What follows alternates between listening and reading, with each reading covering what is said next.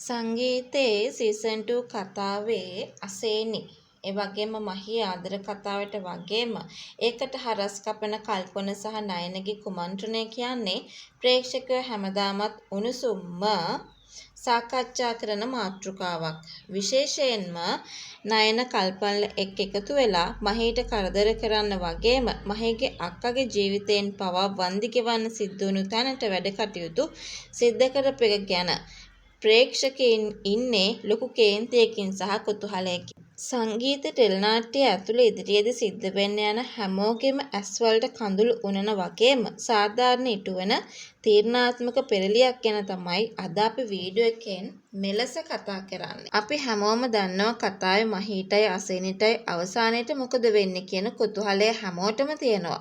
හැබැයි මේ හැම දෙයකටම වඩා දැන් ප්‍රේක්ෂකයන් බලන්න ඕන වෙලා තියෙන්නේ නයන කරපු ද්‍රෝහීකම් වලට ලැබෙන දඬුවම මොකක්ද කියන එක. නයන කියන්නේ මහීලට කරදර කරන්න කල්පනලෙක් එකතු වෙලා හැම ජරා වැඩක්ම කරපු කෙනෙක්. ඒ විතරක් නෙමෙයි. ඔයා දන්නවනේ මහීගේ අකගේ ජීවිතේ නැති වෙන්නත් උඩින්ම ක්‍රියාත්මක වුණ කපටි කෙනෙක්.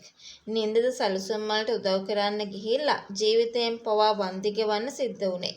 මේ දේ අපි හැමෝම හොඳින් දැක්කා. ඉතින් කල්පනලගේ සල්ලි වලට බලයට යට වෙලා නයන කරපු මේ මහා පාවා දීමට ඉදිරියේදී ඔහුට කාටවත් හිතන්න බැරි විදිහේ දරුණු ඉරණමකට මුහුණ දෙන්න සිද්ධ වෙනවා ෂුවර්. මහී සහ අසේනිගේ ආදරේ දින්නකොට නයන සහ කල්පන හිරේ යන එක ඇත්ත.